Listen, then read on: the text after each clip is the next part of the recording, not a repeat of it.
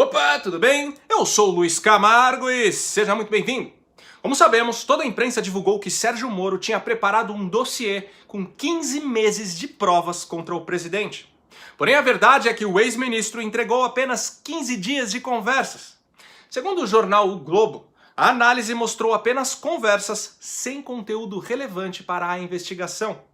Um fato curioso é que Moro apagou quase todas as conversas que existiam em seu celular. E como justificativa afirmou que havia feito isso, pois tinha medo de ser hackeado novamente.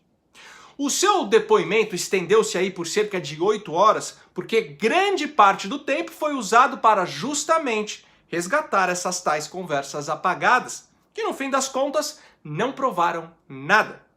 Os agentes ainda o questionaram sobre como o presidente Jair Bolsonaro teria tentado interferir politicamente na Polícia Federal. E Moro, aparentemente, mudou o seu discurso e limitou-se a dizer que era o presidente quem deveria explicar isso. Isso é um fanfarrão! Mas vamos pensar uma coisa. Se de fato Moro apresentasse um crime do presidente, isso indicaria que ele havia mentido quando foi para a televisão dizer que Bolsonaro jamais interferiu em investigações e que no seu governo a polícia tinha plena liberdade.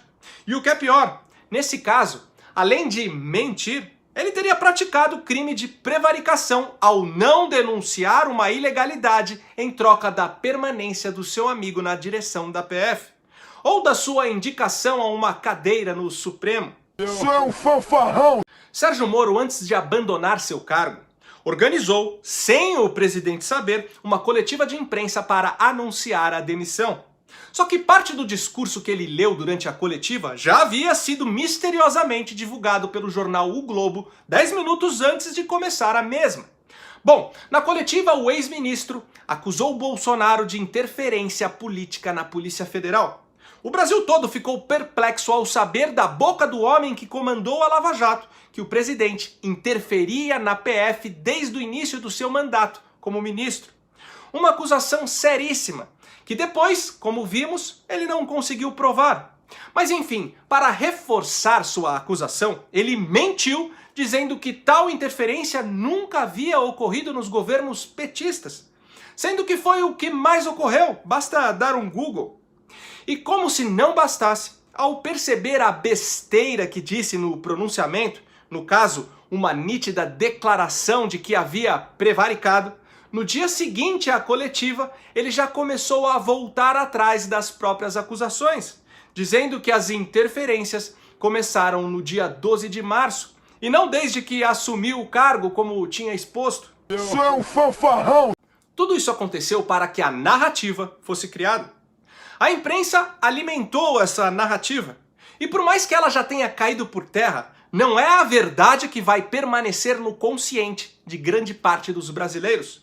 O que vai permanecer é a narrativa do presidente que está movimentando ilegalmente todo o aparato estatal para acobertar os crimes dos seus filhos.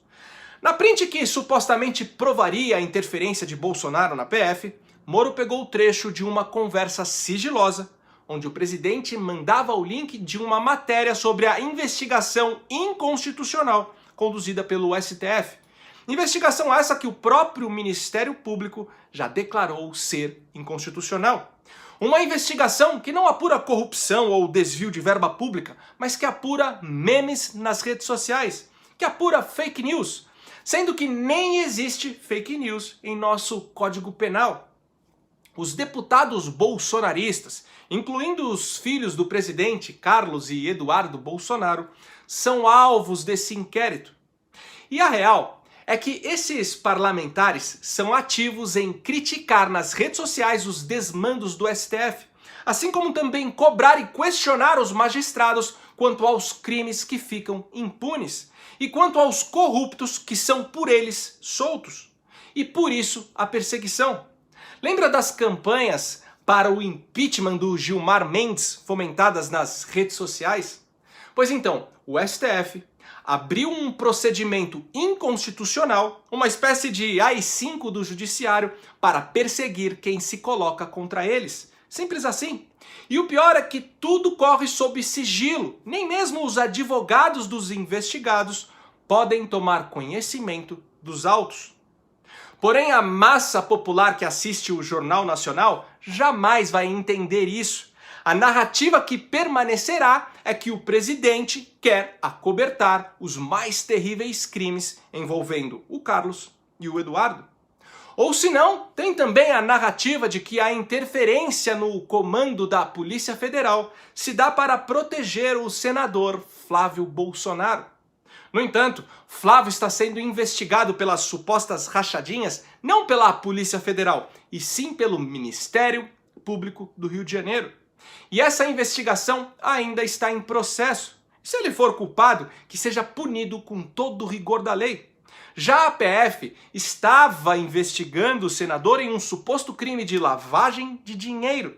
O inquérito foi enviado ao TRE em março, durante o comando do Maurício Valeixo e quando o Moro ainda era ministro.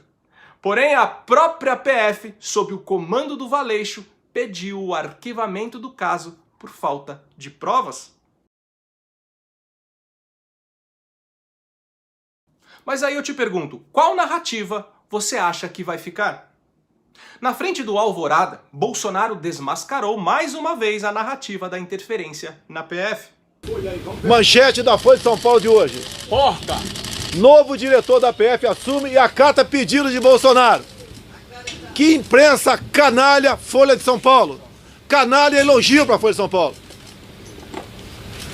O atual superintendente do Rio de Janeiro, que o Moro disse que quer trocar por questões familiares, não tem nenhum parente meu investigado pela Polícia Federal, nem eu, nem meus filhos, zero.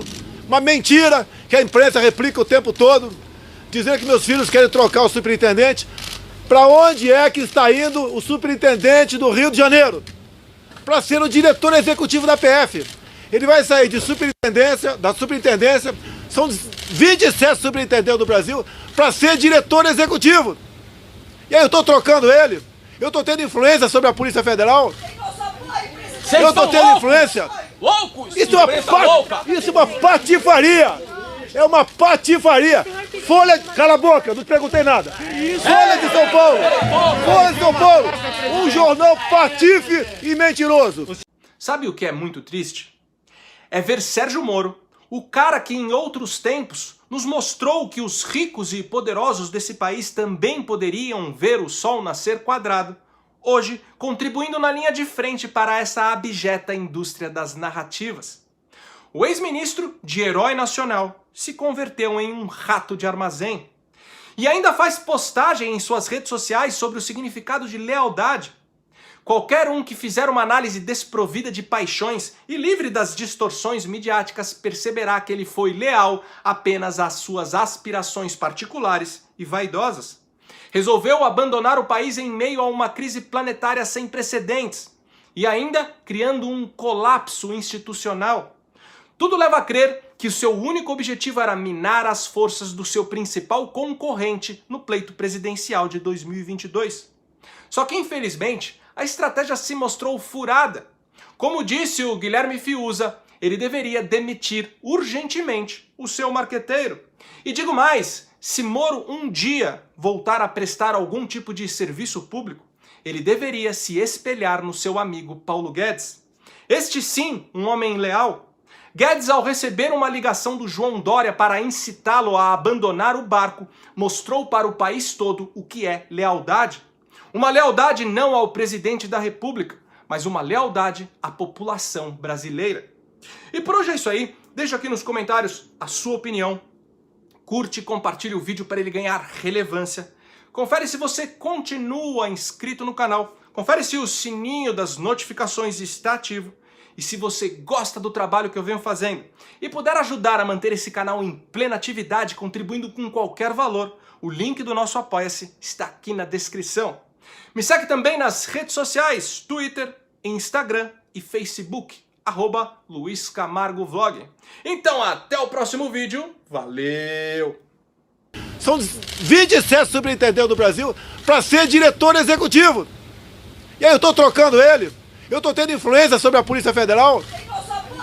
Eu estou tendo influência. Isso é uma patifaria. É uma patifaria. Folha, cala a boca, não te perguntei nada. Folha de São Paulo, Folha de São Paulo, um jornal patife e mentiroso.